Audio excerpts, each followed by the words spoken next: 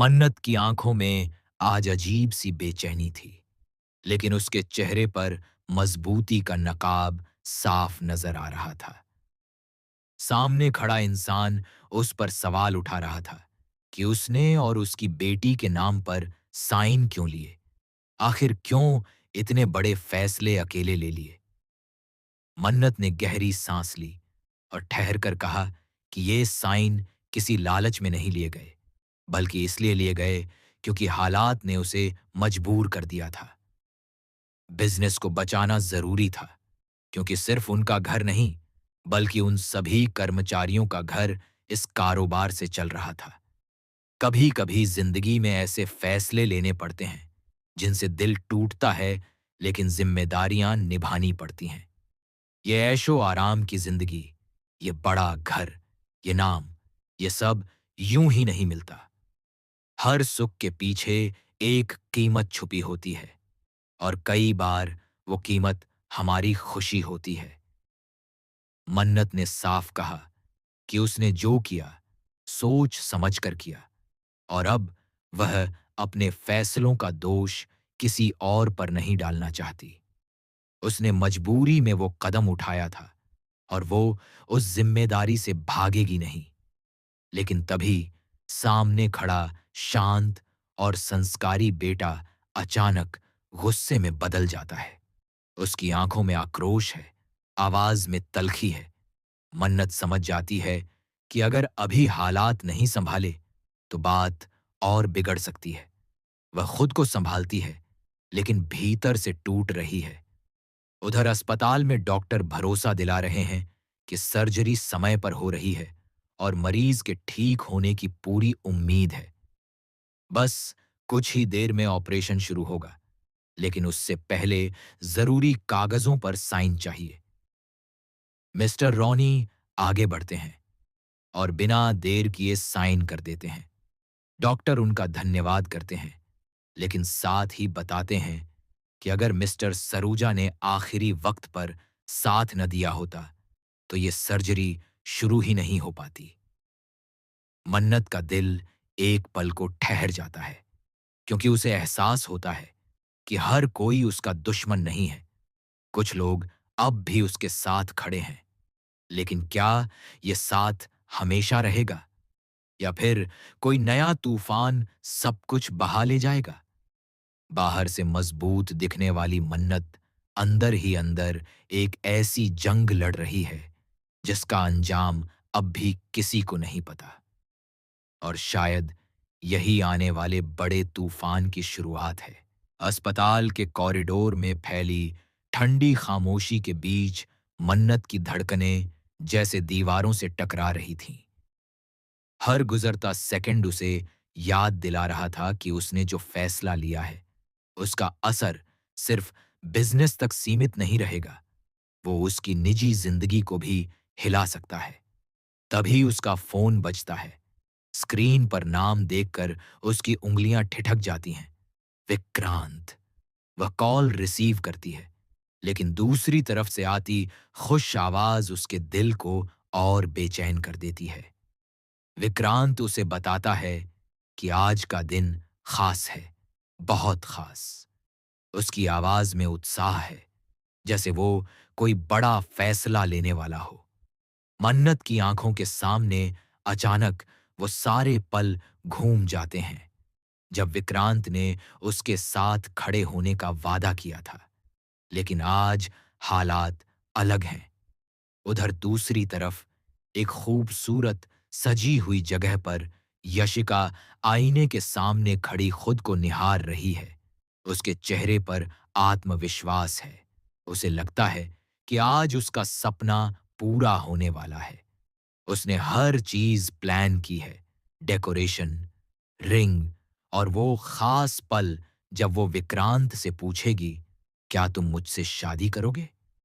उसके मन में जरा भी शक नहीं कि जवाब हां ही होगा, लेकिन किस्मत को कुछ और मंजूर है।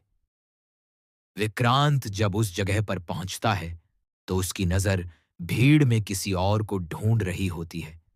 शायद वो खुद भी नहीं समझ पा रहा कि उसका दिल किसके लिए धड़क रहा है। तभी यशिका उसके सामने आती है, मुस्कुराते हुए, और सबके सामने घुटनों पर बैठ जाती है। माहौल में तालियों की आवाज गूंजती है।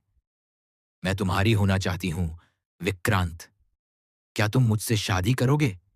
ये शब्द हवा में तैरते हैं और हर किसी की नजर विक्रांत पर टिक जाती है। उसी पल विक्रांत की नजर दरवाजे की तरफ जाती है, जहां खड़ी है मन्नत। उसके चेहरे पर थकान है, आंखों में दर्द है, लेकिन फिर भी वो खुद को संभाले हुए है।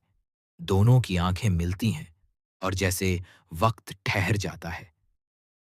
यशिका अब भी जवाब का इंतजार कर रही है। भीड़ में सन्नाटा छा जाता है। विक्रांत के दिमाग में मन्नत की बातें गूंजती हैं। जिम्मेदारी, मजबूरी, कुर्बानी। क्या वो सच में उससे दूर जा चुका है, या अब भी उसके दिल में मन्नत के लिए जगह है? मन्नत चाहकर भी कुछ नहीं कह पाती। उसे लगता है कि अगर उसने एक शब्द भी बोला तो सब कुछ बिखर जाएगा। लेकिन उसकी खामोशी ही शायद सबसे बड़ा सवाल बन चुकी है। विक्रांत की मुट्ठियां भींच जाती हैं। उसके सामने दो रास्ते हैं। एक जो उसे सुकून और सुरक्षित भविष्य देगा, और दूसरा जो उसे सच्चे प्यार की तरफ ले जाएगा, लेकिन अनिश्चितताओं से भरा हुआ। अचानक विक्रांत आगे बढ़ता है। सबकी सांसें थम जाती हैं। क्या वो रिंग लेगा? क्या वो हां कहेगा? या फिर कोई ऐसा फैसला करेगा जो सबको चौंका देगा?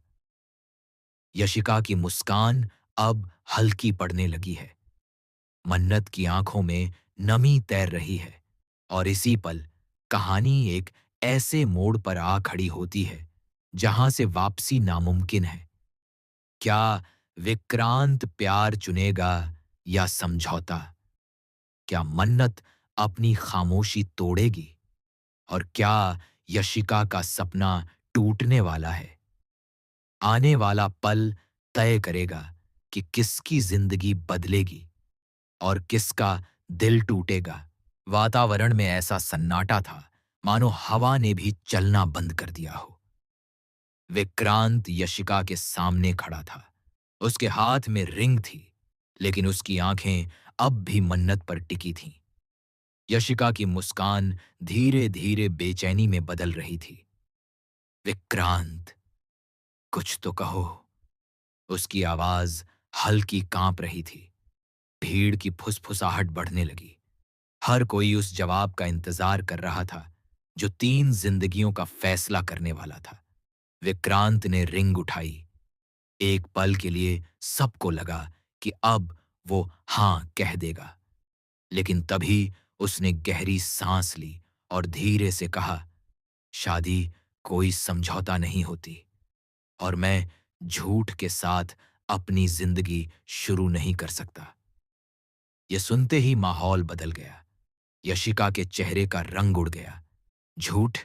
कौन सा झूठ? उसने हैरानी से पूछा। विक्रांत की आवाज अब भारी हो चुकी थी। मैं खुद से झूठ नहीं बोल सकता, क्योंकि मेरा दिल कहीं और है। ये कहते हुए उसने एक बार फिर मन्नत की तरफ देखा। मन्नत का दिल जैसे सीने से बाहर आ जाएगा। उसे अंदाजा था कि आज कुछ बड़ा होने वाला है, लेकिन इतना बड़ा तूफान उसने नहीं सोचा था। यशिका की आंखों में आंसू भर आए। तो ये सब क्या था विक्रांत? तुम्हारी बातें, तुम्हारे वादे? उसकी आवाज में दर्द के साथ गुस्सा भी था, लेकिन विक्रांत चुप रहा। शायद उसके पास जवाब थे, लेकिन शब्द नहीं। उधर मन्नत के अंदर जंग छिड़ चुकी थी।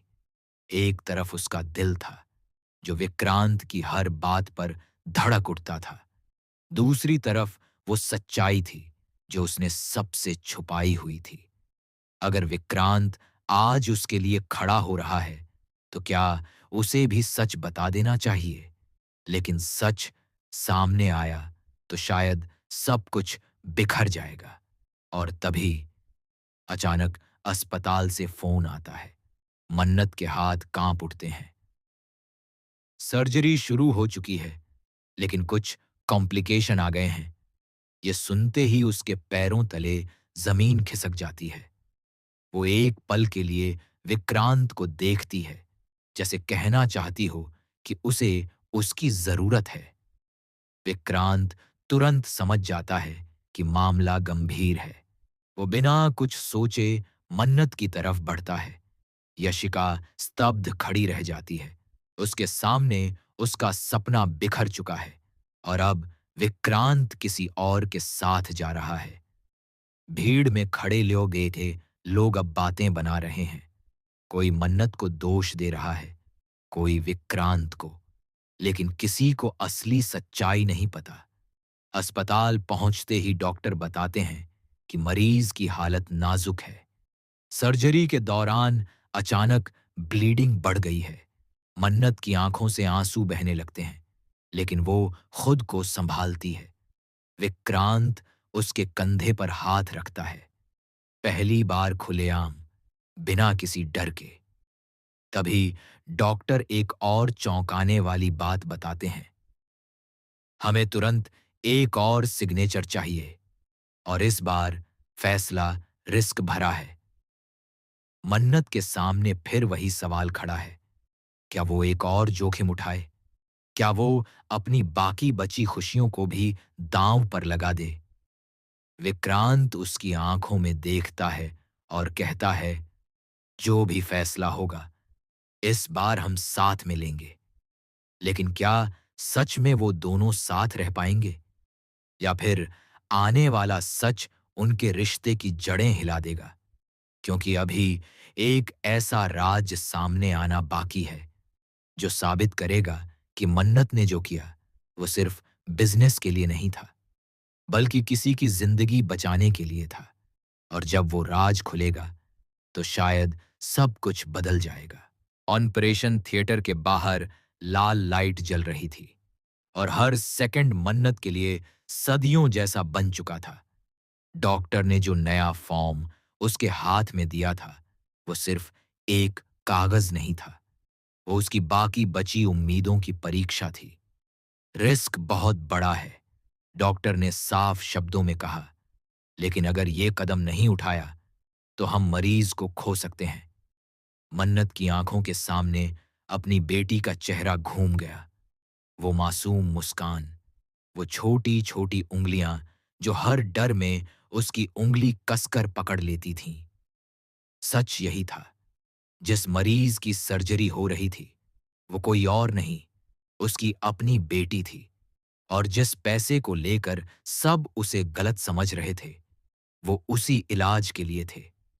उसने किसी से भी सच इसलिए छुपाया था क्योंकि उसे डर था, अगर लोगों को पता चला कि कंपनी डूबने के कगार पर है और उसे अपनी बेटी की जान बचाने के लिए फंड चाहिए, तो लोग भरोसा खो देंगे, बिजनेस टूट जाएगा, कर्मचारियों की नौकरियां चली जाएंगी। और वो नहीं चाहती थी कि उसकी मजबूरी किसी और की बर्बादी बन जाए। विक्रांत ये सब सुनकर स्तब्ध रह गया। उसकी आंखों में पछतावा साफ दिख रहा था। तुमने ये सब अकेले कैसे सहा मन्नत? उसकी आवाज भर्रा गई। मन्नत हल्की सी मुस्कुराई, लेकिन वो मुस्कान दर्द से भरी थी। मां हूं मैं, और मां के लिए उसकी औलाद से बढ़कर कुछ नहीं होता। अगर मुझे अपनी खुशी, अपना प्यार, सब कुछ कुर्बान करना पड़े तो भी कम है। यह सुनकर विक्रांत की आंखें नम हो गईं। उसे एहसास हुआ कि जिस औरत पर वो शक कर रहा था, वो दरअसल सबसे बड़ी लड़ाई अकेले लड़ रही थी। उधर यशिका भी अस्पताल पहुंच चुकी थी। उसे सच्चाई का पता चला तो उसका गुस्सा शर्म में बदल गया। उसे समझ आया कि हर कहानी के दो पहलू होते हैं और उसने सिर्फ एक ही देखा था। डॉक्टर बाहर आते हैं, उनके चेहरे के भाव पढ़ पाना मुश्किल है। मन्नत की सांस अटक जाती है। सर्जरी सफल रही। डॉक्टर के ये शब्द सुनते ही मन्नत वहीं बैठ जाती है। उसकी आंखों से आंसू बह रहे हैं, इस बार दर्द के नहीं, राहत के। लेकिन कहानी यहीं खत्म नहीं होती। डॉक्टर आगे कहते हैं, अगले 48 घंटे बहुत महत्वपूर्ण हैं। मतलब खतरा अब भी टला नहीं है। विक्रांत मन्नत का हाथ थाम लेता है, इस बार बिना किसी डर, बिना किसी झिझक के। अब से तुम अकेली नहीं हो, वो दृढ़ आवाज में कहता है। मन्नत उसकी तरफ देखती है। उसकी आंखों में सवाल हैं, डर है, लेकिन साथ ही उम्मीद की हल्की सी किरण भी। उधर यशिका चुपचाप ये सब देख रही है। उसे समझ आ गया है कि प्यार मांगा नहीं जाता, महसूस किया जाता है।